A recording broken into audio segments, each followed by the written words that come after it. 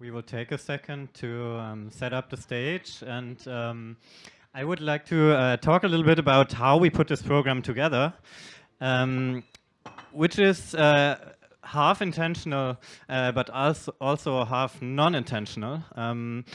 Often we see films over a longer period of time, and we see some aspects of how these films are connected, and usually the combinations we create, they are usually not topical connections, but we are looking for films which have a dialogue with each other, or maybe which are also questioning each other, which are maybe also enriching each other, or opening different perspectives on the individual film.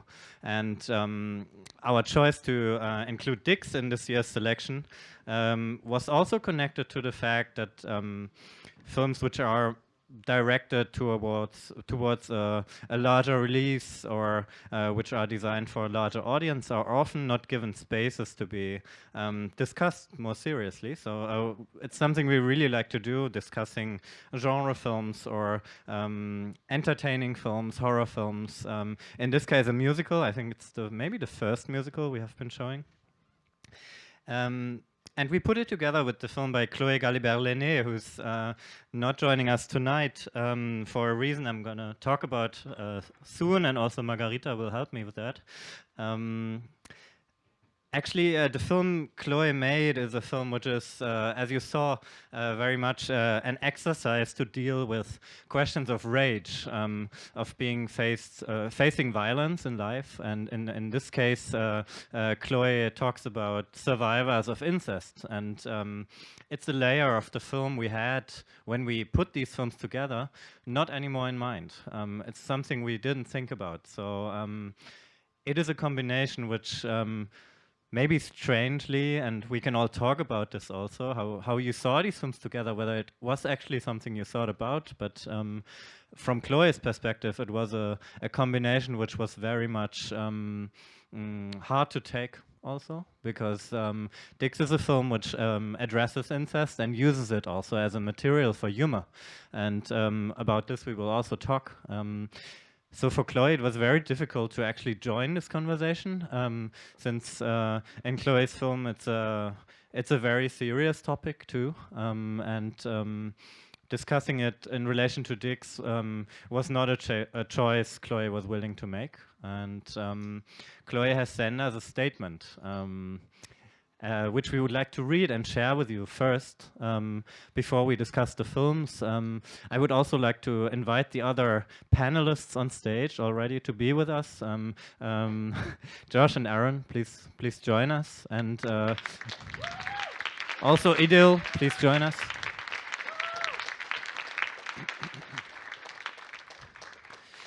So what I wanted to say is that putting these films together in this way, we would actually not have done it. So it was not a conscious choice we made. But we want to speak about it, what it does to us, and what it does to the films also, and which questions it raises towards how humor can maybe also transgress boundaries or go too far for some of us. So Margarita was willing to read out the statement Chloé has sent to us. So please, let's start, and yeah.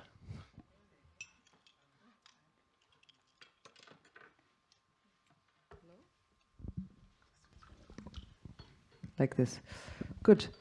I am just the medium here for now for Chloé's statement.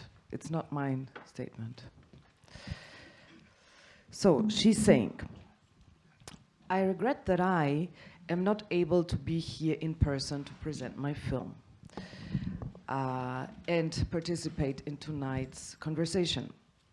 Among other themes, my film explores the difficulties that incest survivors encounter in reconstructing themselves and in speaking and indeed raging about the injustice they have suffered. It is a fragile film. It cost me a lot to make it, and it makes me very vulnerable to show it in public.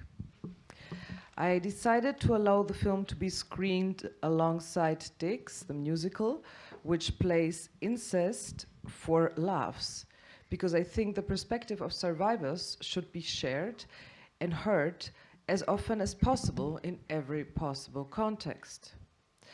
But it is very violent for me to imagine that the same audience who will have received my film tonight may also have cheered at Dick's The Musical's final celebration of incest as a form of queer love. Incest is not love. Incest is never love, and it has nothing to do with queer liberation. This is not a call for censorship. I'm just incredibly tired of films that romanticize or downplay what incest is and deny how many people are currently grappling with its destructive consequences. Statistically, that is more than 10% of the people in this screening room tonight. People who may indeed have been told that it was love at the time by their aggressor. People who may have needed 10, 20 years to unlearn this incredibly toxic rhetoric to understand what had actually happened to them and find their way to live with it. As for the topic of tonight's debate, I believe that there are jokes that heal and jokes that hurt. I regret that I'm hurting a little too much as of now to be here in person and articulate that distinction further. Sexual violence, its reality and its representations really has the funniest way of shutting us down.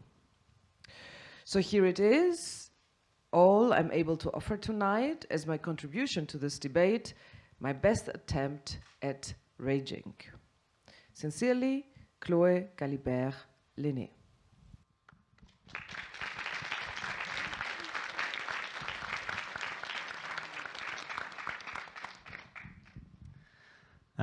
So it shows how different perspectives can be, I think, when we are exposed to a film and also creating a film or comedy. So I'm actually very interested, and I think it's very important to speak about how you make humor, like you who are comedians performing on stage or on screen. I would like to start with you, İdil, because you have seen the films together before we knew Chloé would not attend.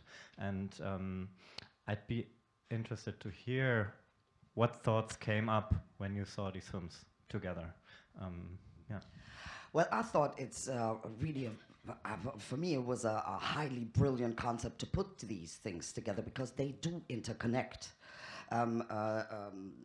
There is an intersectional part that of course, connects rage and violence and the topic of incest, which is also kind of a topic of violence and abuse.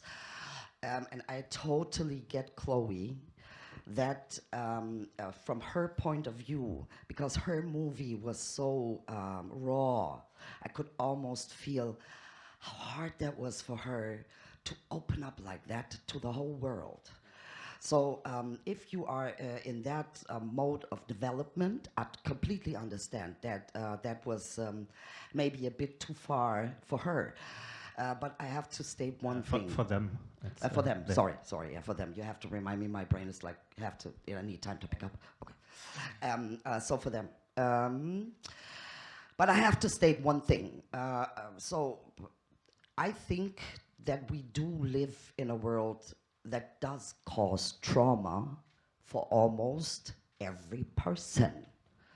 I don't think that there is anybody in this room without a trauma. So actually, this is the thing with comedy. Where do you say, I'm not going that way? I once saw a comedy show where somebody was talking about rape, and my mom was raped. So of course, I didn't think it was funny. But I understood that you have to take it further in order to look at it. I think what we are doing so many times, and this is why I think your movie is so brilliant. I'm so happy, I'm so inspired. You have to, especially like in Dick's, like it was like all my shadow parts was dancing a musical for me. All the parts that hurt. my own behaviors of others. And they dance and it's like fun, you know. So I could look the devil in the eye and in the face. So for me, it was transformational because I could go a little bit further. I still have parts that I don't understand. I mean, to see a pussy, which I identify with, flying is. I didn't know it could liberate that much, you know. It's like I didn't ever imagine. Pussies are magic, is what we ultimately believe. Yeah. So of course it's what kind of state are you in right now? Where are you in your process right now? So I think Chloe did the best thing to leave us this beautiful note, so we can understand that yes, it will hurt. Life and living will cause harm, abuse, pain. And also I have to say, you know, for instance, I got hit one time by a boyfriend. You know how many movies I see where people hit each other? This is also a part. We have to deal with it. We have to start to deal with those shadows. We have to integrate them. And this is, I think, my statement.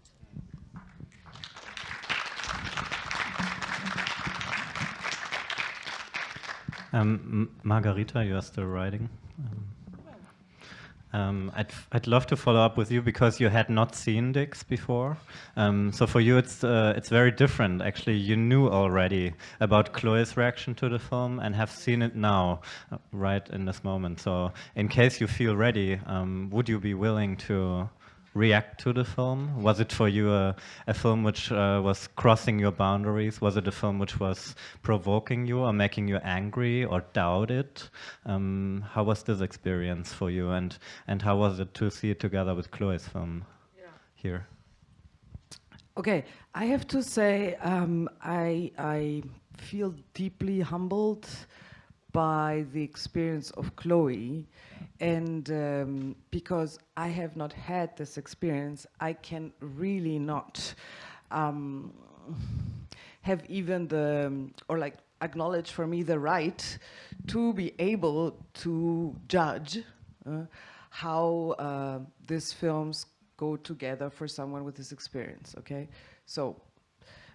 Just one thing. In the film, Chloé addresses the experience of a group of incest survivors. So in the film, Chloé doesn't speak about their own experience. So also personally, I can't say. Yes. Or we have to go with the film, I think. Yes. Chloé or not, whoever, right? This said, of course, a lot of things perplexed me in the film, right? And it's not like on many levels. We can talk about aesthetics perplexed me in the film. You know, there's like a lot of things that and musical. What is that? No. And what is a productive irritation and not a productive irritation? So for me, there's much more also to talk about than just the incest scene, in a way. Of course, yeah. But of course, this is one of the most unorthodox parts. Yeah? And I was thinking, incest for identical twins, it reminds me a lot of homosexuals, lookalikes, in the lesbian tradition, but it actually does not. It's not that. We actually don't look alike at all. No. It's not that at all. So like it was a wrong. I was expecting something else also, and so. What were you expecting, if I may? No, I was thinking that it's actually a reference on the fact that there is like a homosexual imaginary where people date their identical twins. They look alike. You know, there's a whole homosexual look-alike. It's not the only one, yeah, but we have this, right? But this is also not what it was. So of course, one asks oneself, because you know what you said about you have to go further in order to be able to approach your trauma. The question is always how do you go further, and how, in order to heal your trauma, because you can also be re-traumatized by it, right? So if you go further, you of course will repeat something or reproduce something in order to affirm it or in order to undermine it, in order to subvert it. So my question to you guys, and this is the thing, like I don't have a problem to go as so far, but what does it do to us actually? So I understood it, that's like love is like a very pro LGBTQI, and it goes as far as for it to be incest. And there is also people that think incest is love. It's not, you know, it's not a completely new idea. So my question to you would be, you know, what was this about? You know, why to go as so far? And also, what irritated me more, for example, like in terms of triggering, what I was saying, is like I was much more triggered for me by the fact that the family had get back together. This was like really, this was for me affirming a model of family that I actually want to subvert. So in a way, this is what triggered me, for example. Why should they, and the guy is gay and they should get back together and should marry, no. And also, of course, and I end there, what also irritated me, and this is how you see what irritates who, is the fact that they had to marry on top of everything. Fuck marriage, no? So this is what I think, like, how far do you go in order to do what? To reproduce or subvert? And this is, I think, there is the question for you guys. I think it's really exciting in the film, like this, how the construction of family works in that film, and also in your stage play. We see in the end of the film a short snippet from the musical version in which you also played the father and the mother. When we talked earlier, you were like the love story of these siblings. It's almost like masturbation. So maybe we could speak about this, like the fact that you are telling us these are identical twins, which they aren't. They aren't brothers. Maybe they are. Yeah, so there are so many layers on top of each other, confusing me also when I try to find a stance to the politics of the film. Like it's really a, yeah. How did you? I would say, well, first of all, I will let you know, we're just sort of learning all of this now, so I'm responding to you in real time. And as a comedian, being asked to explain a joke is mortifying. It's quite literally not why I'm a comedian. But I can only speak, and so I absolutely respect Chloe's feelings on this, and you know, and feel sorry that they feel this way completely. You know, no. I'm speaking to, you know, Chloe, that statement. But so all I can really speak about is our intention, and it's so funny how many questions of like, what is the point or what are the politics? Aaron and I would say our thesis on almost a religious level is to only care about jokes. Like anarchically, we only care about jokes. We're never really thinking about, I know there are politics and subtext and satire, but we're basically never thinking about that unless it's funny to us. So for instance, in that joke, I would say one of the central conceits of the film is we absolutely don't look like twins. And I think there's a camp factor to, you know, it's me, Josh, and him, Aaron, and it's Nathan Lane, it's Megan Mullally.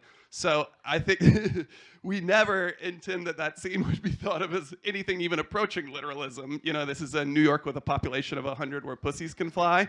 So it's always using very Looney Tunes logic to us. So to me, it's not intending to speak on anything about that issue at all. And it has more to do with, for us, that these two narcissists would only want to fuck their twin because they basically just want to masturbate, you know? That's the joke to us. And also that it's Shakespearean to end with a double wedding. So everybody has to get married in a comedy. That's sort of the law for Shakespeare. So we're like, it would be funny if they just all get married, even though no one should. Everyone in this world is a dummy. Like, they're all dummies doing the wrong things. Yeah. So anytime you're sort of analyzing, like, why do they do this for us? It's just sort of like, I guess because it was funny to us. Right. I think also one of the central ideas we were playing with is this is just this trope of the parent trap. This is a family-friendly children's movie. And the main joke to us is that instead of two darling, cute little girls, what if the twins were horrible adult men, it instantly comes perverse. And then when we stop to think about what the parents did in The Parent Trap, what they did by splitting their children up and lying to them was quite perverse as well. So we thought, well, it's just funny if all four of them are just horrible people in this darling movie. And then also a musical is quite darling. So just to put all these horrible people in these quite pure environments was funny to us. So that's why. And then another thing we were playing with what you were speaking on, why they want this nuclear family. We are gay, and we are very. A lot of the movie is pushing back, intentionally, I guess, on what you're supposed to have, and we're playing these very toxic, heterosexual, very heightened version of heterosexual men who feel very put upon because they don't have the nuclear family that they think they should want. So they want exactly what the storybook says they should have. So they're pushing to get this very nuclear family. And then they get it and they still want more. So they have sex with each other. And then, because what you're supposed to do then is get married. So they get married. And like Josh said, we did think it was a funny Shakespearean double wedding. But I agree with you. They shouldn't, no one in this film should do anything that they do. You know what I mean? Like, Yeah. It is full farce. Like, none of them should do any of this. Right. You know? They're all sort of following down the rabbit hole. And particularly for these guys who were, and I mean, the acting is full drag queen level, like Yeah. not rooted in, I'm doing the drag queen version of what a straight guy is. Like, what's Wolf of Wall Street at a 30, you know? So it's like, these guys are coke-addled idiots. Like, they absolutely should go, wait, our parents are back in our lives. That's totally a family. Yeah, we met each other. That's enough. We met each other. That's awesome. But instead, because they are the people they are and always want more, it's that. But it is, I would say, deeply uncomfortable to be even explaining the themes of a joke. Honestly, as a comedian, I'm just like, it just makes me laugh, sort of, period, full stop. And I understand the film is controversial and offensive. I think it's equally silly and stupid and goofy and campy, and it's trying to push humor in a lot of different directions. And I promise you, because we've talked a lot about, like, what do you say to people who find it offensive? And honestly, we were coming from a place of, we wrote this film for the people we thought would laugh with us and get it, and we're really never thinking of the people who would make angry, because I don't really want to make people feel bad. I really want to create a space where it's a John Waters sensibility, where you can be like, let's be disgusting and revel in it, let's be queer, let's like reject the norms and sort of delight in filth. And so I'm thinking of those people when I do this, and I understand the cost is that people who don't share that sensibility or are triggered by some of that will feel uncomfortable. And to that, I'm always like, well, I hate that for you, and I'm very glad Chloe did what made them comfortable and wasn't, didn't come. I would feel, I hope I meet them one day, actually. I loved the film. But I think it's like, it's totally within their rights to not want to be here having this conversation. But even the conversation itself is very funny to us, who are true dirtbags in a basement thinking of jokes. Like, that is sort of my mission statement, May I ask, since you talked about offensiveness, would you say that the world you see around you is to you offensive? And this question I would also like to ask to you, like, what drives you to create a joke? I think sorry if I'm talking too much.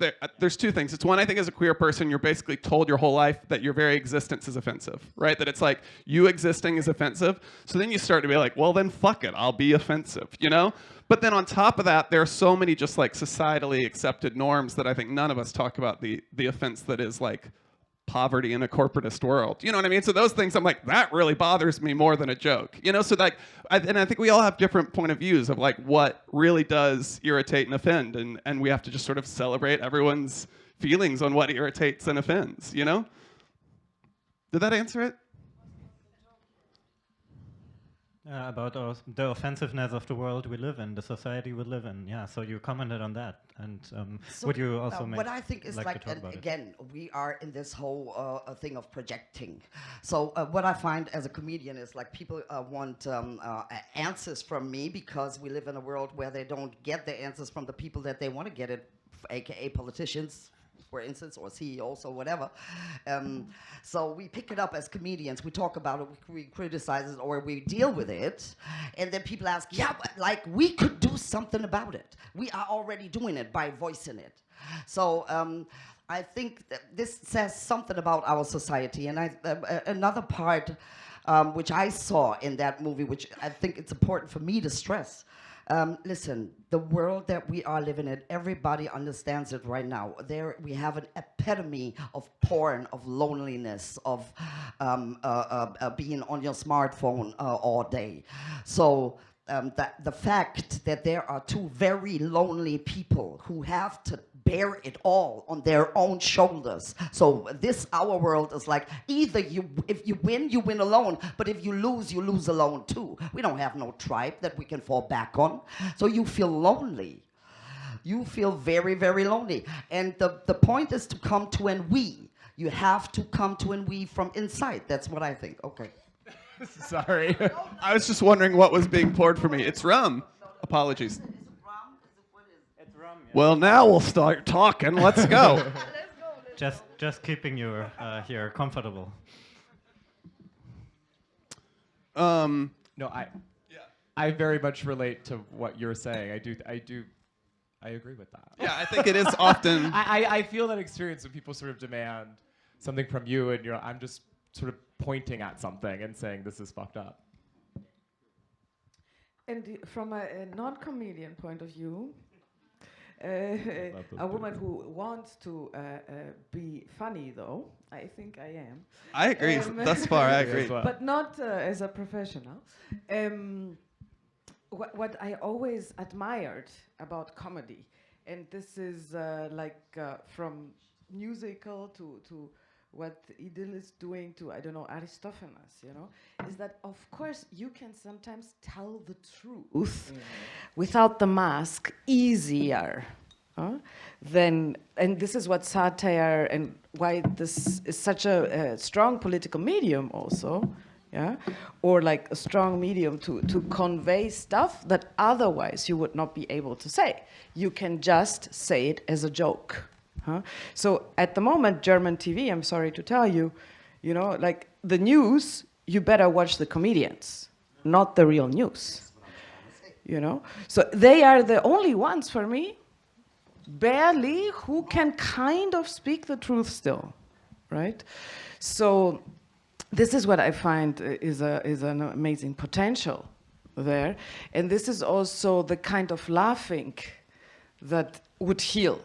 Because like laughing, of course, if you say trauma, how you feel, laughing is healing, It's like it was super difficult for me to read that statement after that, like it's a lot of, changes that you have to do. So yeah, this is what I admire about comedy, is that you can say things. So in a way, it's like a surreal step. There's something surreal about it. And this is what I saw in the movie, that is a very surreal movie, John Waters.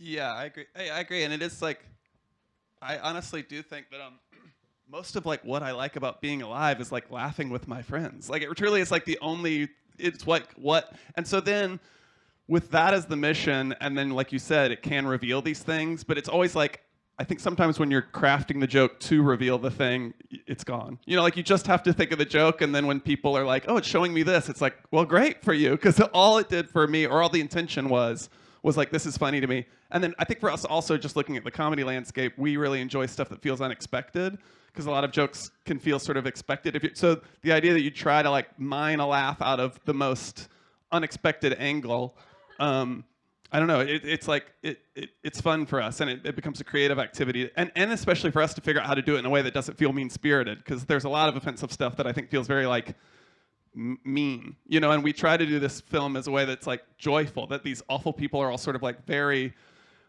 love who they are and what they do, and you sort of like are smiling at this whole thing even when it's disgusting.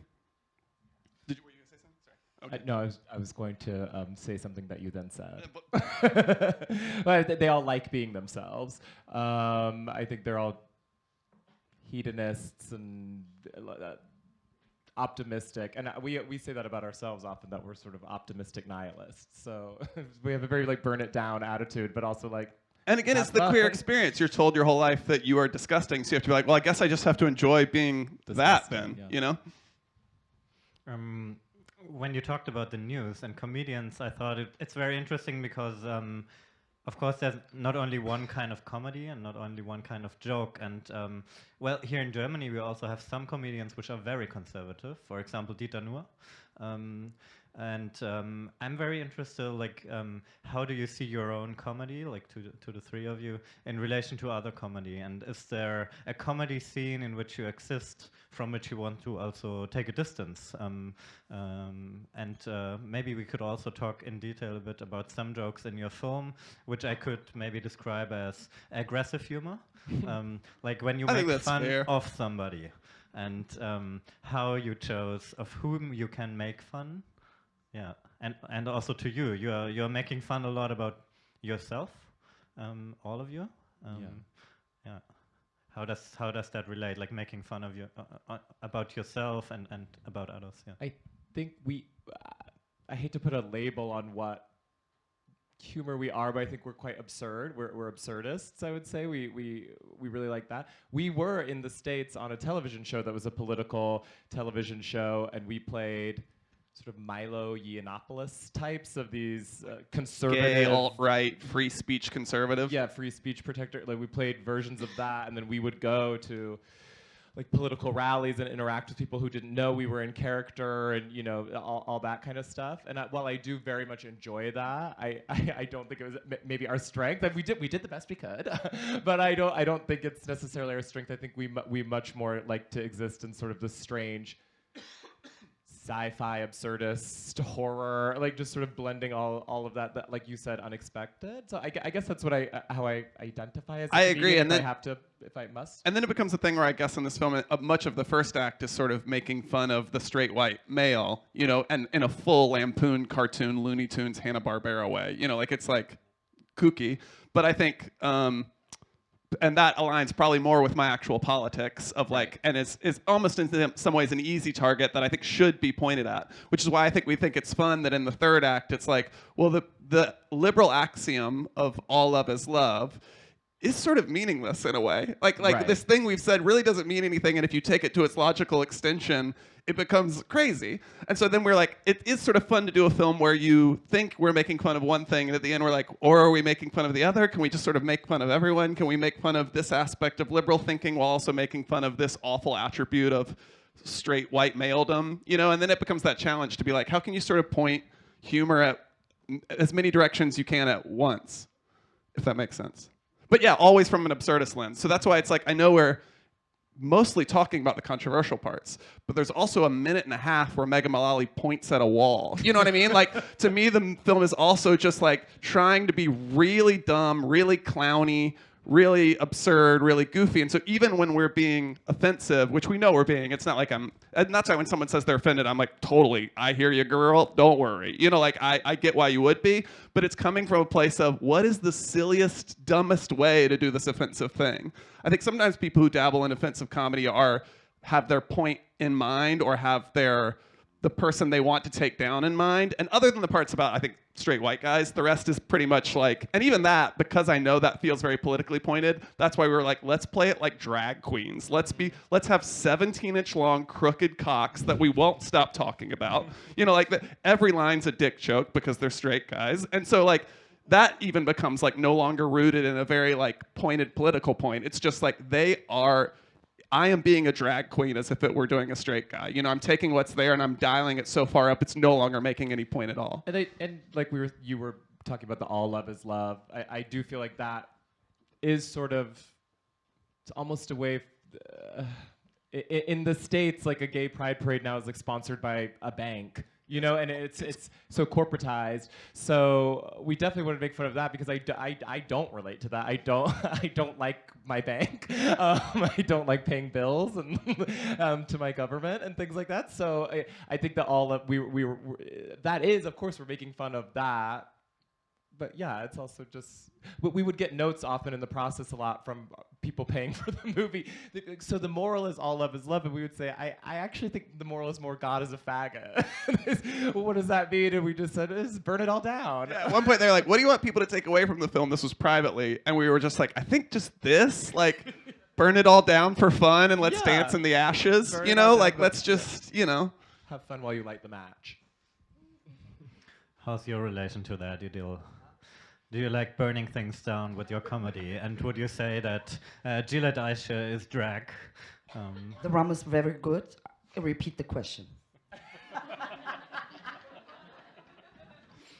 How do you relate to that? Burning things down and dancing in the ashes, is that related to your comedy? And would you say your characters, like Jilet Ayşe, are drag characters? Is that something you can relate well, to? I don't even know. I have had a hard time labeling stuff like this. Yeah. What was the question? Maybe the question should be answered here over there, because I really because we did answer this already, you know. So you have different roles, and you go with it and you play with it, and I think a role for me is easy to go into different kind of aspects of the human existence. A role is kind of protecting you. Also, because like I said, a lot of people will think this movie is one-to-one real life, or it is a statement for real life, but it isn't a statement for real life. This is just a mythological musical. So, you know, this is what I would describe it. So they went so far that you can't actually take that serious. I never thought they pleading for incest marriage. I never thought it's a commercial for incest marriage. This is not what I think about it. This is what comedy, of course, can do. It can take you far, far, far out. And then it's, you know, you also have a little bit the responsibility to take care of what you think. Okay, the world is also yours, and the way you look at it is not the problem of anybody.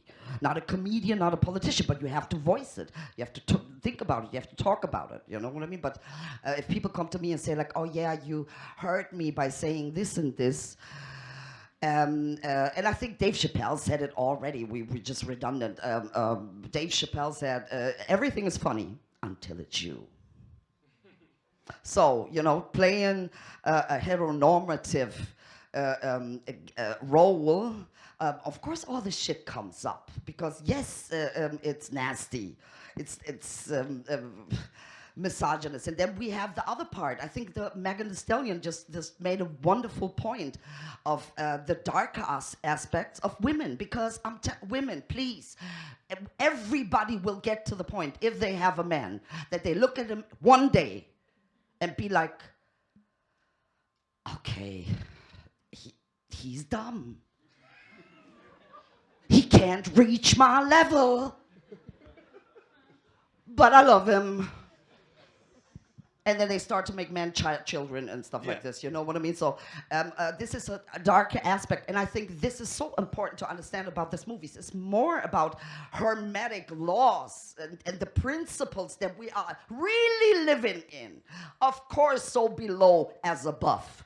Of course, as inside, so outside. So whatever you see outside is a part of yourself. And either you respect your part in the other person and try to reintegrate it, because what we're doing right now in this world is exactly that. We're projecting our devils to anyone else. It's just not me. Oh, hell yeah, it's you. Get it back. Get your strength back. That's what I'm trying. Yeah. Yeah. Thank you, thank you. But something we were talking about earlier that I think is true is also we love musicals, but absurdism is sort of rooted in the form of musicals, but it's rarely acknowledged. in every musical, characters sometimes out of nowhere start singing. That makes no fucking sense at all. You know, so every musical is sort of trying to justify why they're singing. So I think in this one, we really are saying, well, like, then this isn't the real world. This is the first joke is a title card that says this is the first thing ever written by gay men. That's not true. You know what I mean? So like, it's always trying to be like, this is going to be a world where we play everything for fantasy, basically, and play it for humor and use more cartoon logic than intentionally false. Like yeah, exactly. Yeah. I have to be the feminist killjoy of the. Please. I don't like a killjoy is not a funny thing, right? But like I don't like a cartoon. There's also super racist cartoons, as you know, right? They might be super funny, but they might also be super racist. And also we find, like, what is funny? I mean, you said it, but that we project to other things what we might find funny or offensive, etc. But it also has to do with power. No, it's not completely ahistoric. So I don't, like, allow me from outside to say that it's not the same goofyism in your film than to a real misogynist comedy. It's not the same, you know, like the expressions of what, like the fact that the heteronormative men are so over the top that it's a drag heteronormative, which I love as a concept. And then the fact that they actually, we talk a lot about heteronormative men being actually homosocial a lot, right? That actually they want to just masturbate together all the time. And, you know, they're like going together to a bar and they're just men, and then they go to the hotel and, you know, they want to look at each other's dick actually, but they cannot admit it, right? So for me, this is what you did, that you have this super homosexual eroticism in the realm of heteronormativity, which is a thing that we have been analyzing for some time. So I don't think that all humor, like what you're saying, I think you did a much better film than a misogynist goofyism. And what I want to say, I don't think it's that easy that every joke is funny. You know, not every joke is funny. And there can be also jokes that are not funny because they're like not every grossness is funny. And I think you did not do an offensive film, you know? Also concerning the female characters, it was not a misogynist film. And it could have been though, you know, in order to make it funny. You could have said in your cellar, that would be funny if the woman would like fall off on her big ass or something. You didn't, you know? So what I want to say is that I don't think that there is no intentionality and no responsibility and no accountability. I agree with you. There is some of it. I agree. No, I agree. And that's why it's like those things are there, but don't subjugate me sort of going for what makes me laugh, and then us digesting like why does it make us laugh and what's it doing, you know what I mean? But I agree with you. And actually I hate when offensive comedians are like trying to preach as if no one should push back on them. That's why I'm like, it doesn't bother me to be pushed back on that. Right. I actually dislike when even some that have been named earlier who like make offensive jokes about trans people or whatever, and then that feel very punching down to me. And then when people push back, they're like, why? I should be able to say anything. It's like, sure, dude, but like own what you say. So it's like, I believe as a person who's dabbling in offensiveness, if someone says that's offensive, I don't disagree with them. I'm like, totally. And then you're thus entitled to whatever feelings you have about it. You know, it's like, but at the same time, you have to think about, or for me, as the person like doing the joke, I have to just think about intention and where it's coming from and what I ultimately think I'm trying to say and who I think it impacts and who it makes come together, you know? But I have to say it's a very, very valid and important point. It's power. So we found out that if you are in a high position in society and you make jokes about people who are not in a high position, who are in a low position, it's not funny for people. So if you are the underdog position and go up the hierarchy, so as an underdog, you are allowed to criticize the upwards. So that becomes really, really funny. You can see that throughout of comedy. It always has something to do with the with the asymmetrical point of view. So if I go there, like with Jilet Ayşe, for instance, which is like a hood character, and she doesn't even speak German that nice because she don't want to, because she want to fuck up your language, you know, so in order to get you.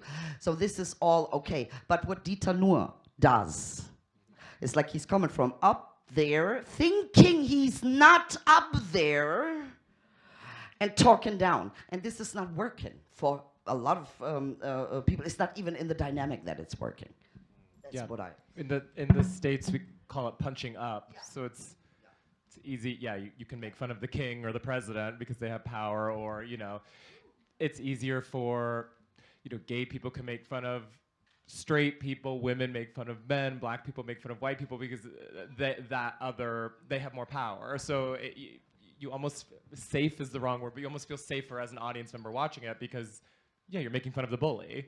And then, of course, it's always funny to make fun of yourself. Yeah, which is why I think at the end we try to like sort of punch at our own community in some ways, because it becomes like, well, we've been punching at all these other things above us. Like, so at the end I should sort of like shine the light at the, again, the like, what the Deutsche Bank version of Pride, which is so corporatist, to be like, let's make fun of those types of gay people and what they think. Right. And the expense that comes at like, that's like he's saying, where it's like now Pride in the New York, in the States is all corporatist. And it's like, this has nothing to do with what it is to be a queer person anymore. It's like Colin Kaepernick on Ben & Jerry's, huh?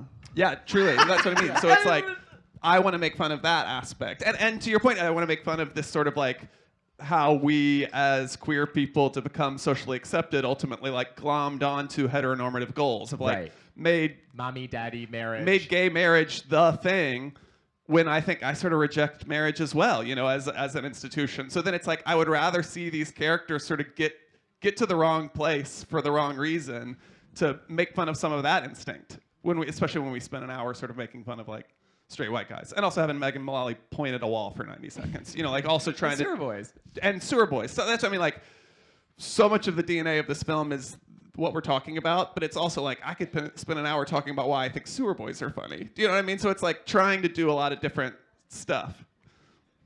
By the way, talking about power, if you want to join in, ask questions, there's a mic which will make you as loud as us. So just raise your hands and speak. Whenever you feel like it. That's the first one. Wow. Who said wow? So thank you, Aaron no, and Josh, for the magnificent film. Sadly, this is the most fun I had all month. Thank you. Thank you. It was really, really great.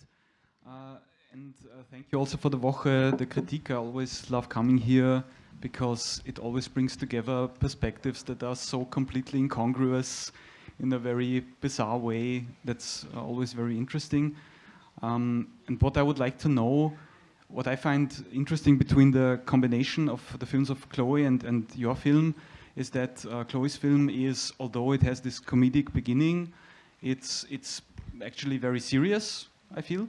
And your film does very effectively push seriousness to the side. It's all about fun and enjoyment and you know, pulling entertainment in all the best ways from desperation, and it does this very effectively. And you even make fun of the imperative to be serious that is now very present at the beginning when you say, we are so brave, this kind of, you know, poser seriousness. But that's the tension between these two films that maybe also to some extent created the message that we heard.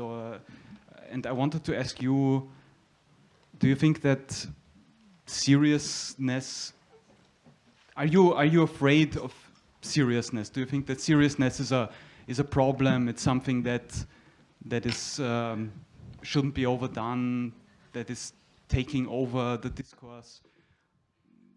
Yeah.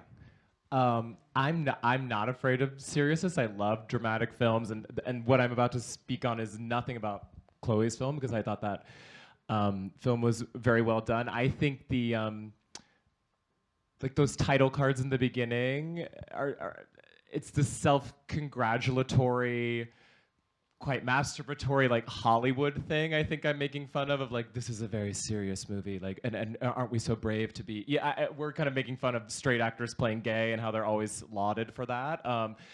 And even the most serious movie, I do think most of them are for entertainment. So it is, you know, I didn't even see Oppenheimer, but Oppenheimer is just like, that's very serious movie, and some of that is just very silly to me. You're showing it on an IMAX and making $1 billion, so it's like and eating popcorn during, you know, so you're going out, you know, you're going on a date, and it's I also remember actually when we were doing press, Larry Charles, our director, was asked about your film is so offensive, and he was like, you know what's offensive? Oppenheimer murdered 4 million Jews, and now 4 million Japanese, and now we're doing, sorry, I said the wrong thing, 4 million Japanese, and now here we are celebrating him, and he would go on these tirades, and it speaks to that thing of like what you find offensive. But I was gonna say too, I actually love serious films. I don't think I'm good at it, so that's why I would never make one. But I think you're right. What I don't like sometimes is the really pedantic moralizing. This has nothing to do with Chloé's film. I mean, incredibly clear. I actually like Chloé's film. I like when serious films are sort of like messy and they're moralizing, and I think it's ultimately more affecting. And a lot of Hollywood is sort of trying to preach to people who already believe a thing to keep believing it, you know? And so then there's lots of serious films I love, like Tar I loved, where I was just like, the morals here are messy, you know? It's really about this character, and you can glean what you want from it, you know? So I love seriousness, actually. Also, I'm realizing another connection between the two films. Nick Offerman. Nick Offerman was in Chloé's film as well as our film. So in the clips of Parks and Rec. So really, this was the night of Nick Offerman. Yes. Did that answer the question? Is there a follow-up?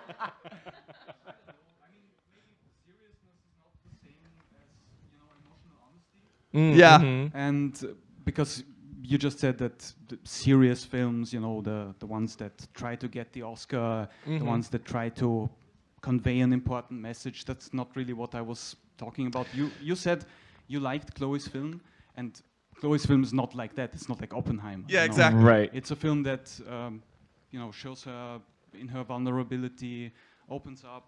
That's a different kind of seriousness. Right. And that's something that your film also does, but in a very different kind of way. And maybe that's what I'm... Larry Charles, our director, talked about, because we would get notes on how our acting was very broad, or you know, how the movie itself was very broad, and Larry would push back and say that is honest, like these characters behaving this way, that is emotional honesty. And if we had dropped in and suddenly done like a very serious scene of what are we doing, even in this scene where we're fighting in front of the posters when we kind of break up, as every buddy comedy has the Act 3 breakup, like it's still absurd, and we're talking about our penises and we're in front of these ridiculous posters, because that is true to this world, and that is emotionally honest to these characters, and true to like what Aaron and Josh think is funny. You know, like that's what Larry talked about a lot. He's like you have to be true to what your vision is, and that's more honest than having these characters say something that just feels like, you know, grounded. We need in a piece that doesn't need that. But I think also I'm realizing a part of your thing is just like I'm not good at that. You know, like that's why I like when people do it so well, because I'm like, wow, I can't do that. You know. But yeah, maybe it's the messiness that I like, and the self-aggrandizing and the overt moralizing that I don't. But you're right, Chloé's film doesn't do any of that, which is why I thought it was like a good version of that. Mm-hmm.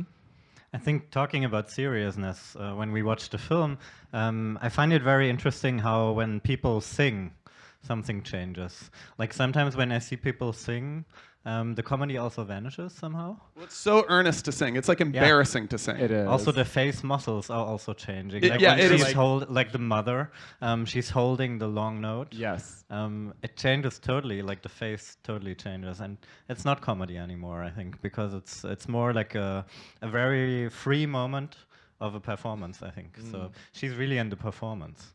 It's not so much comedy anymore, I think. So I think it's very interesting sometimes how the tones are shifting in the film, and yeah, how the serious moments are sometimes sneaking in. And actually, there was one thing I wanted to talk about with you, which is actually seeing beyond the films, like how the world is entering into the comedy, and the way what you talked about, like kicking up, like attacking those in power with comedy. You have done that a lot, İdil, and they also reacted. Yes. So how do you deal with the reactions when they come from above? Has this intimidated you? Has this encouraged you to go on? And for Josh and Aaron also, in which way is your film existing? Like you've shown it at film festivals and in cinemas, so it maybe it's also a very closed circle. So could we talk about this and maybe start with you, İdil, first? What do you mean with closed circle? Like you can feel to your comedy, you're very visible in Germany as a comedian. You're a lot on stages, you're a lot online, on camera doing comedy. And you feel that society is reacting, politicians or conservatives are reacting. So yeah, it's absolutely weird. Of course, if you take a stance and say something or work with a certain topic, like say racism, I work with the topic racism because it has something, it relates to me. So people try to kill me from the NSU 2.0, like police. Listen to this. This is like really hilarious. Police took my address from the police computer and gave it to a right-wing nationalist, white supremacist Nazis, actually. So, and they started to threaten me and my mom, you know, like, we're gonna kill you, we're gonna kill your mom, and they told her name and everything, and I went to the police. I mean, this is hilarious. So I'm gonna have to go to the police, to the people who gave my address. Right. You know what I mean? Like, this is absurd.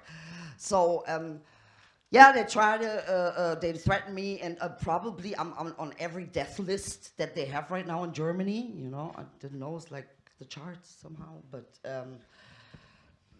how do you deal with it? Okay, it was very easy, and I make it very short. Either you look over your shoulder and are afraid for the rest of your life, or you leave your life to something that you think is respectable, or it's powerful, or whatever. So I chose to say, like, okay, if God wants me home, my murder is a bus driver. End of story. And that's how I really did cope with it very well. So it was an empowering situation. It was the experience wasn't bad at all. And that's the paradox. And I see a lot of paradox in your movies. In that movie, this is very paradox, because, I mean, come on now, Dad has like twins, you know, and you see like, okay, he's like kind of replacing his twins with different twins, but the twins are also himself, and then he's finally letting it go by accepting it, you know what I mean? Like, so he can live another life. Mom, same thing. You know, she's like, and this is where I like the sentence, go home, shut out the world. You know, so how many women are doing that today? Because they're in a situation where they think it's better and easier to be alone than to be hit or cheated or all your money taken away, or it's just too much. It's too much. So this is a very interesting aspect for me in that point of view, the paradoxes. And my situation was a paradox. They thought like, oh, but I was like, ah! So it was okay. I could do it.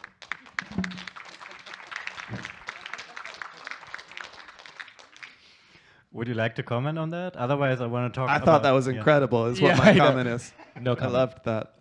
I didn't love what happened. I just loved your telling of it. Crazy. I'm interested, Margarita, did you think when you saw the films about your concept of being radical? When you work in the context of Missy magazine, you are for sure working with many people who have a radical political self-definition, and maybe you have one yourself. Is this something you related these films to, Chloé's film or Dick's? Since we were talking about, you know, the political vibe of the films and how they connect to real-life politics, is this something you thought about, or are these films existing for you in a different sphere? Or also, when you see a film in general, is this something you connected to your politics right away?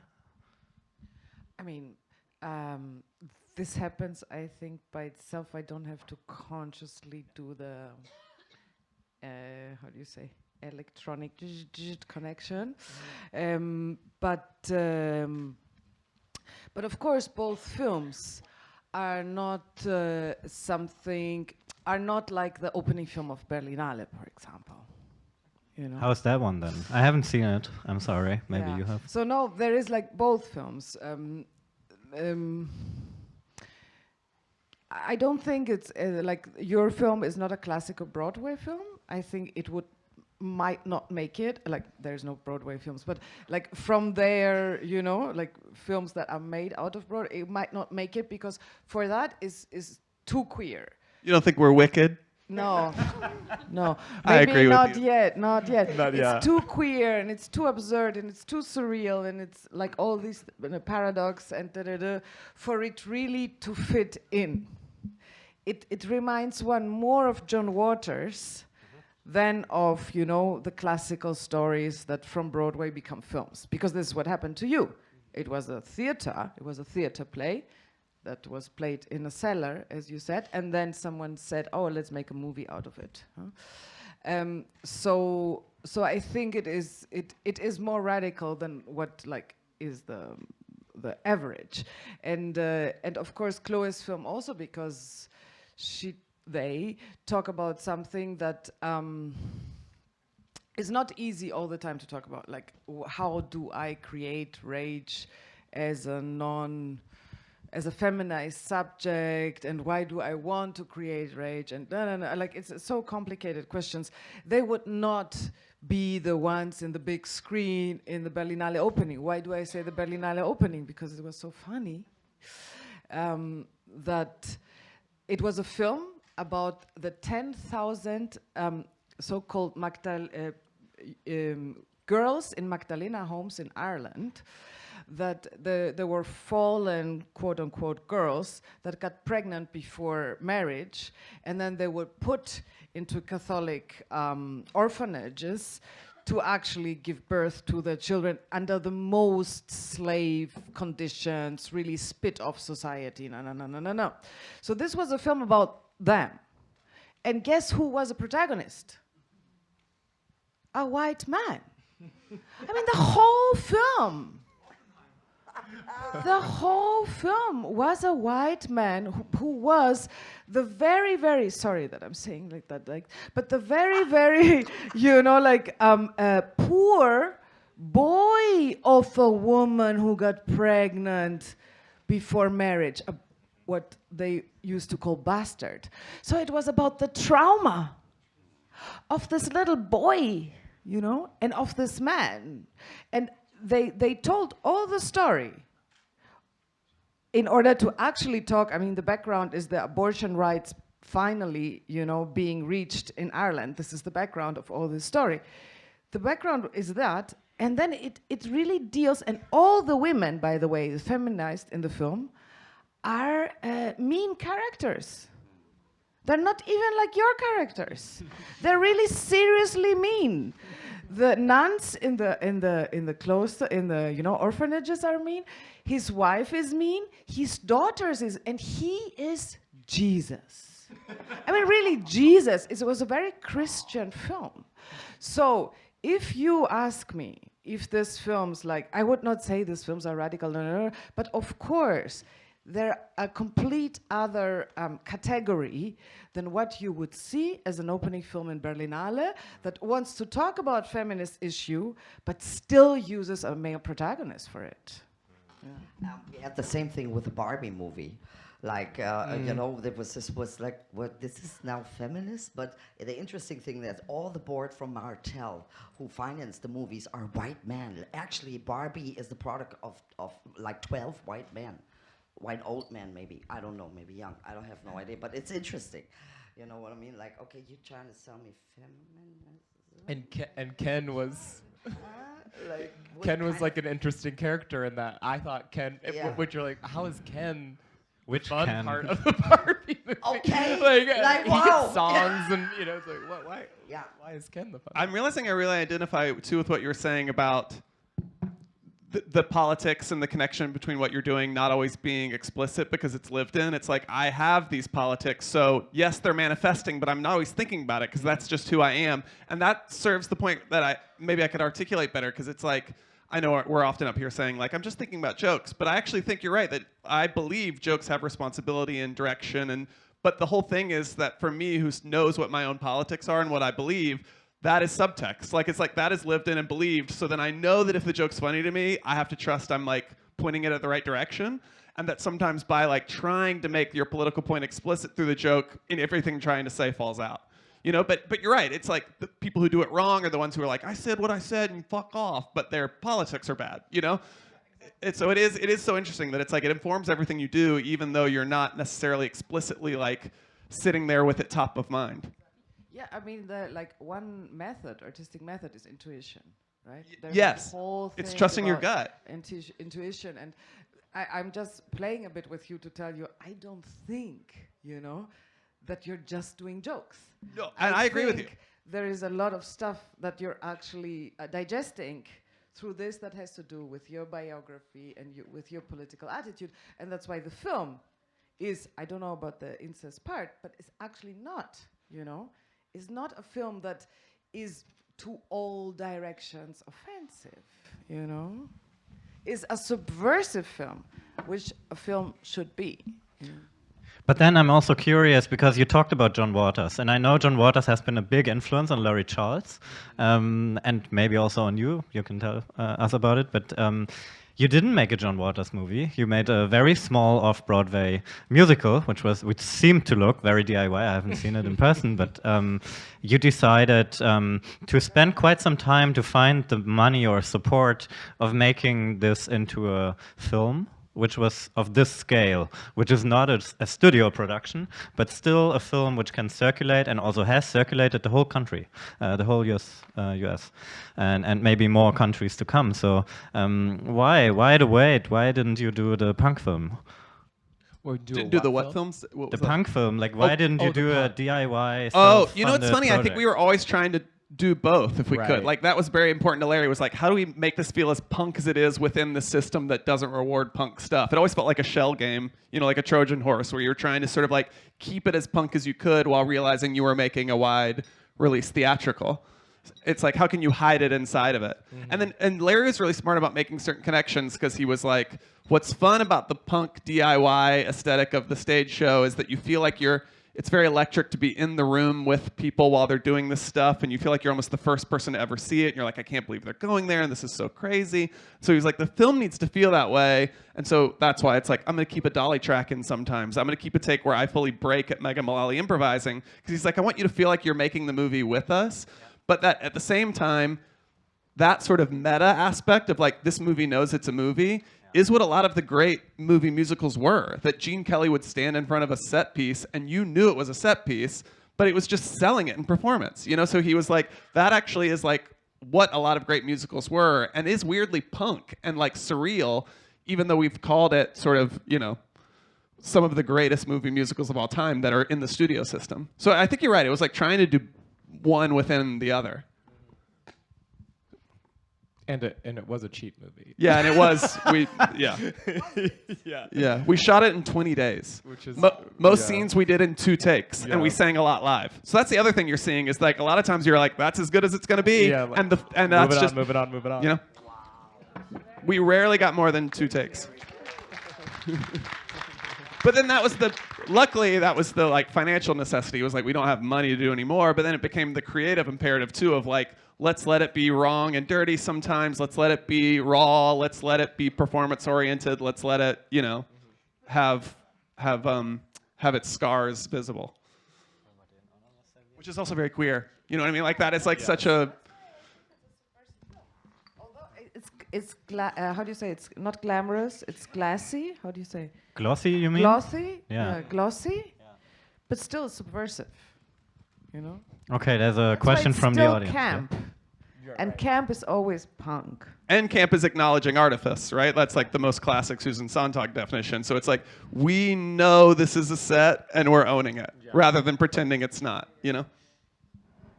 Hi guys, Hi. thanks for the discussion and the film. I'm enjoying it. I have a question, actually. As I find satire and absurd and farce, it's kind of good way to criticize the problems, the issues of society. I like it, like since Louis Buñuel films to Larry Charles and everything and any kind of. And I live in a society in Eastern Europe, in Armenia, where women can be shamed for, I don't know, smoking, just smoking regular cigarettes on the streets, and for very, very absurd things. For me, it's absurd. So as people who are into comedy, into satire, what do you think? Talking about these kind of things, but which is absurd for me. Is this kind of edgy films, absurdic, kind of surrealistic films, when you can talk about these kind of things, is it a kind of way to solve these problems? Because we live in a very hypocritical society. I talk about Eastern Europe, where man is allowed to cheat, where man is allowed to do a lot of shit, like beat their women and like, I don't know, a lot of things like this.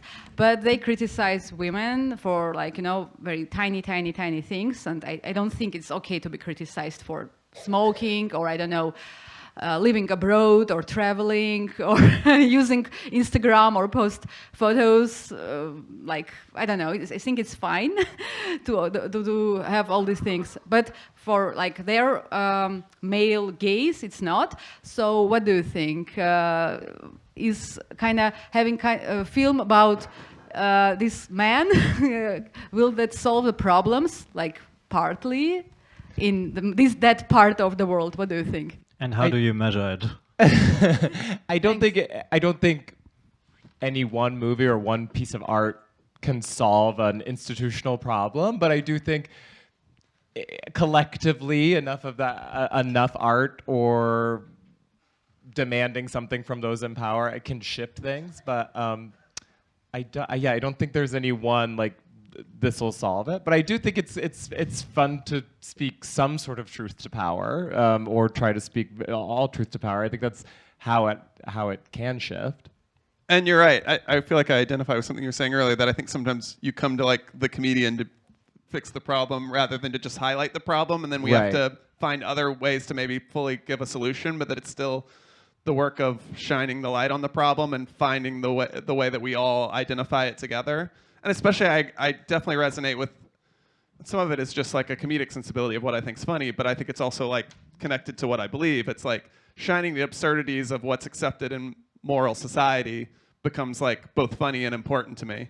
And then that's very queer. We've talked about before where it's like, I mean, like when my ass is in a jockstrap in the street on Pride Parade, a lot of straight people are like, that's crazy. And I'm like, but when your straight ass makes me fly across the country and spend $1,000 to watch you whisper secrets in a garden for your wedding, that's also crazy. Yes. You know, but one, we're like, well, this is love and it's important, and the other is filth. And it's like, I don't know, I had to drop $2,000 to go to your wedding. It might not last 2 years, you know? So it's like both are, the one needs to be called absurd because it never is, and the other is often called absurd. So I'm like, well, let's celebrate it, you know?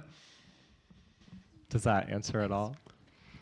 I'm thinking about this quote from Chloé's film, which is "Kneel and you will believe," which is about the performance of rage. Like when you perform the rage, you learn how to be angry, and I think it's maybe also connected to laughter, like coming together and laughing. It changes everybody who is laughing together also. Well, I love that laughter is like a response you can't control. So it is like something in your gut that's like, oh, I identify with this, or it's unexpected to me. And so then when you're in a room with other people doing it at the same time, you feel you're like me. You know, like to laugh at the same thing and find the same thing funny is like a deeply carnal human connection, which is what I like about it. Because most other responses you can sort of make yourself do it, you know, or it feels like put upon, and that's one where you truly feel like there's a demon in your body making you do this thing. Rage too. Yeah, so it is like sort of, yeah. And I think what is interesting, what I found interesting on rage, or I would like to rage is the phrase, right? Yeah. That she, they, I'm sorry, what was them, they? Them and they. Them and they, that them and they. It's really, I have to. Well, the connection between a barbarian who is allowed to rage makes you physically stronger, and you can defend yourself. It's just ridiculous. We're seeing it on the political stage right now. If you're afraid and dropping bombs, it's not gonna make your life safer. It will not happen. So if you use violence, like for the benefit of being safe, I think that is just a lie. That we need to stop telling each other that that works. We need to stop that shit. It's not working. Trust works. Connection works. Like kind of structures and a little bit of frame of rules works. But we are going into a critical time. I'm telling you this. This is just the beginning. So we need to think about how we deal with each other in that case, and how we allow each other to come into not responsibility, but trust. Like, for instance, we were eating together, you know what I mean? Like, I have more trust to talk to you. I saw your movie. I said, like, oh, they could be friends. You know what I mean? Because I felt so close to the topic. Because I can relate, like, a lot of million people in here. Million people? Anyways, still wrong. And, yeah. That's what we have to find a different way, you know?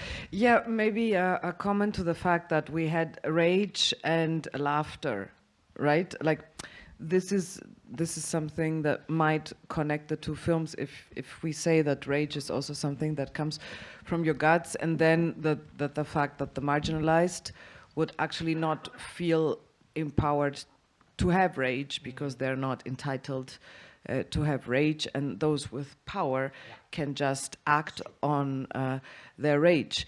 And Chloé trying to train, and there is something there that I'm a bit ambivalent about, because of what you said in a way, that I am not sure that I have to train rage, aggressivity, violence in order to feel empowered. I actually don't want to become like my enemy in order to have victory over my enemy.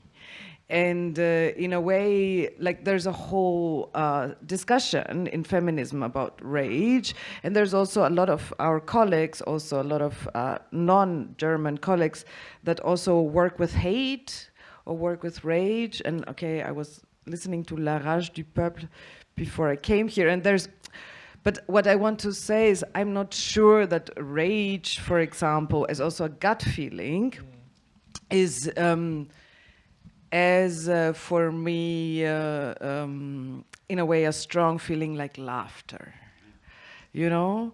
So as much as I would want sometimes to be a bully, and I'm not because I'm feminized, and I am used to conflict resolution, then conflict, acting upon conflict.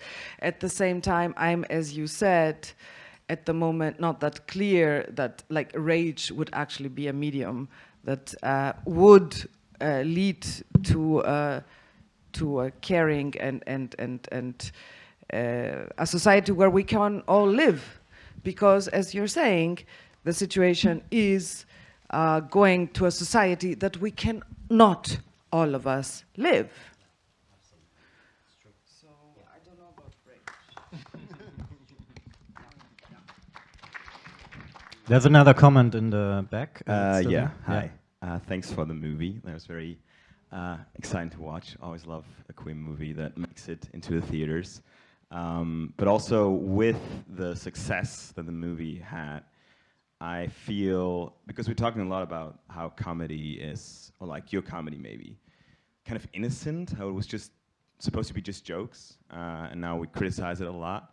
And I always feel that, like, with the success that comedians have, or that specific kinds of comedy has, comes also the power, or maybe the influence it can have, and like the innocence kind of gets less.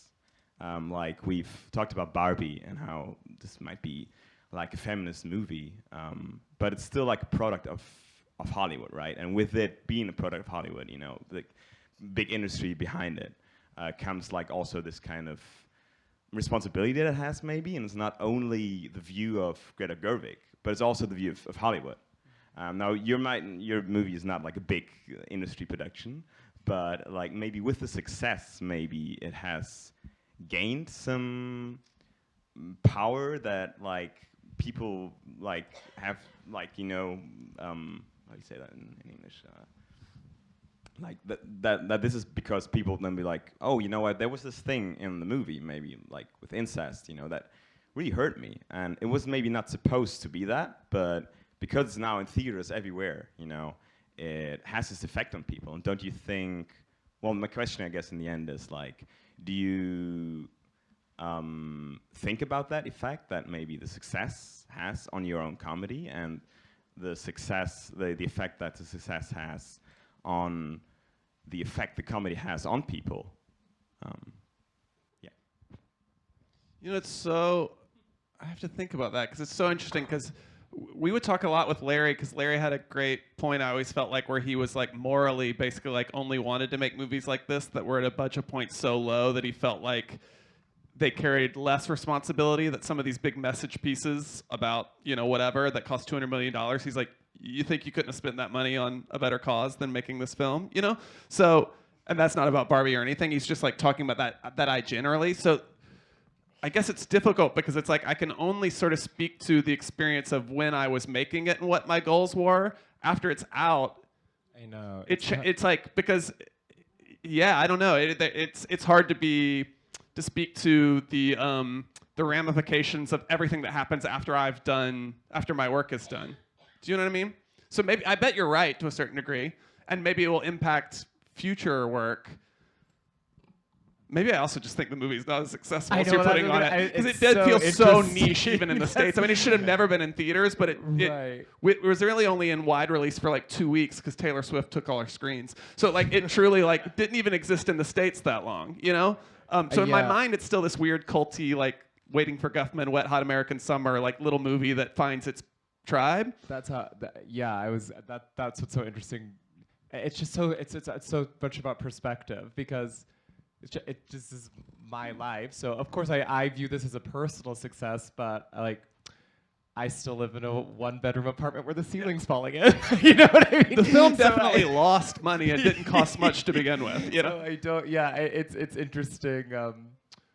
Yeah, what is success? I guess to me, it's a personal success, but I don't feel like I can't walk into any room in Hollywood and be like, let's make something. You know, people are still like, who the fuck are you? But I feel like a great personal success. But and yet it's very hard when creating art. You simply can't think about how every single person is gonna interpret it. You're just sort of putting something out, and some people are gonna love it, and some people are gonna hate it. I mean, that's true of everything I've ever done. If you go to any comment section on the internet, people don't like me. So yeah, but I still am just creating, and that's for myself. So I don't know. But you're right, because the success of the film feels the part that's most out of my control. Do you know what I mean? But I think your point stands of like, what does it mean for message and impact when you see how a thing does? But to myself, I go, its success had nothing to do with me, really. You know? Right. That's a very healthy way, because I feel it imprisons you on one level. It does, and you have to take on so much more than you were ever out to do. You know, I'm not mommy and daddy, and I think we need to really stop the cult of actors or artists, or we are not gurus. You know what I mean? Like it's the desperation for leaders right now is so big. That they are searching, but I mean, searching in somebody like an artist, a singer, or an actor. Or I think don't do that, because you're your own guru. We need to come in that consciousness. I really have to say that it's enough, because we fail. We will fail you, definitely. We will fuck up. We will do fucked up things. Robert De Niro, all the they fail. You know, we cannot hold that up. It's impossible. A friend of ours has a great joke. He's a comedian, and his joke is, how funny to be an actor on a press tour answering questions when you are in fact stupid. And that's sometimes I was like, I'm so dumb, but happy to be here.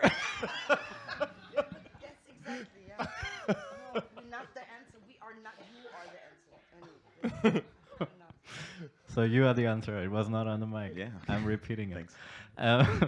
Maybe a last question. Maybe which brings both together, because you've been doing comedy on stage, but also for the camera, and we come together in different ways of laughing about a film or a video, and when we meet you on stage. So I'm very curious how this feels for you to make comedy for a camera. In comparison to making it on stage, and also for you, Margarita, how to approach these situations. Are you, trying to put into words the difference of what it does to us? Maybe, yeah.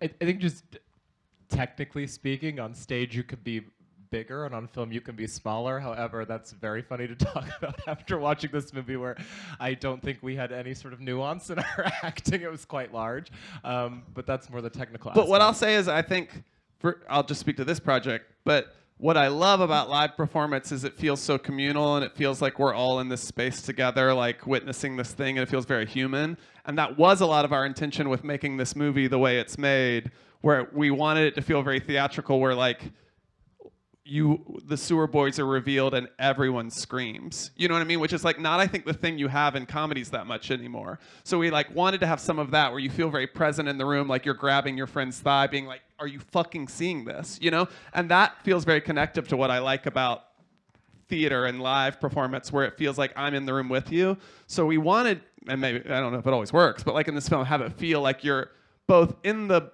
film with us in some ways, watching it come together, but that then in the room you are all looking around being like, y'all are seeing this, right? You know, and that what happens after that, like I loved it or I've walked out in the middle, which happens all the time, is like that's sort of out of my hands, you know, but that still it creates this thing where you're all sort of experiencing this thing together. And I think a lot of movies are not like that anymore. You know, like especially in the streaming era, they are sort of made to watch on your laptop alone while you look at your phone and text your friends. So I like that this feels like something that at least you have to be like very human and present together. And then you might fucking hate it. And I'm like, totally, dude, I get that. You know, but at least it like feels like you were in a room. One thing we did like is that a lot of people who hated the movie, and there's so many, still, and I don't even go looking. Friends think that I want to see that. Friends text me like, look at this awful thing someone said. And I'm like, you don't have to send this to me, Diva. You can protect me. Even the ones who hate it are like, I mean, the sewer boys were insane, though. I never saw that before. You know, like, even the people who hate it are like, it was the craziest fucking shit I ever saw in my life. I hate it, lock them up. You know? So, like, I like that even for the detractors, they sort of are still feeling that thing that I want the people who love it to feel, which feels very theatrical. It's like, we're all in the room together. Isn't this crazy that we're all experiencing this together? Absolutely. But I have to say something, yeah? From my perspective and from a lot of other people as well, your movie is great. I love it. It inspired me. I couldn't sleep this night. I was talking to friends. You don't know. You know what I mean? Like, it's so inspiring. I just want to add this, because it's just important that you really see that people love what you didn't even take. You know, it's like you take a dump, but I love it. You know, I love the smell. It's beautiful. I see everything in it, and this is what I really liked about your movie. It's an interconnected multiverse of a movie. This is just one layer, and you can be superficial with it, or you can go really, really deep. And for that, thank you. You like the smell of the movie? How does that work? I mean, John Waters gave out cards where you could smell the movie in the past. Yeah. But what do you mean, do you like the smell of the movie? Well, the smell of the movie is, of course, the things that I associate with it. So, of course, I see the pussy and I'm thinking like fishy or... sometimes onions, sometimes, and of course you think of, like, if we're talking about smell, but I think the smell of a movie is what it's your personal kind of way to approach a movie, and you are responsible for it. Again, you are not responsible for what I am seeing. It's just not like that. Yeah. You have a closing statement to make, Margarita? Be not as good as for a closing no pressure. remark, but maybe if I try. So Of course, like I'm a theater person. I have been a performer, So I am used to the theater and to the life, and I believe in it also because it's small scale. Like I believe in the small scale, and of course these movies, as you say, at some point you have an audience you don't even know. 100,000 people saw it. I mean, this is the thing with your YouTube videos. Who the fuck saw it, and what does it mean? And it's different in a thing here, and I still believe in presence and in bodies coming together, la la la la la la. But one thing you cannot do, and maybe for a closing remark, in the theater, is to have a flying pussy, yeah, watching you, and it has even a fucking G-spot. And I have to tell you, you got the anatomy right. A woman did design the vagina. Yeah. Very good. As gay guys, we insisted a woman do that design. Yeah. You got the anatomy right, which, as we know, for hundreds of years, no one did. So I congratulate you with that. And of course, this is something that theater cannot do in this way, which doesn't mean the one is better than the other.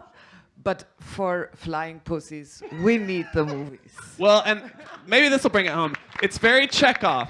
If you hear about a disembodied pussy in Act 1, it's going to fly in Act 3. Yes. That's Chekhov, you know? Chekhov's gun. Chekhov's Even pussy. for the little girls who are coming, they know now. Yes. My pussy can fly. I think it's so empowering, really. I love the context. Yes, it was friendly pussy. It wasn't like a mean. You like the pussy. She saves the day. It does save the day. Thank you all so much for saving the evening, and to you for sticking around and for coming to Critics Week. Thank you for coming. We will go on so talking next door. Thank you.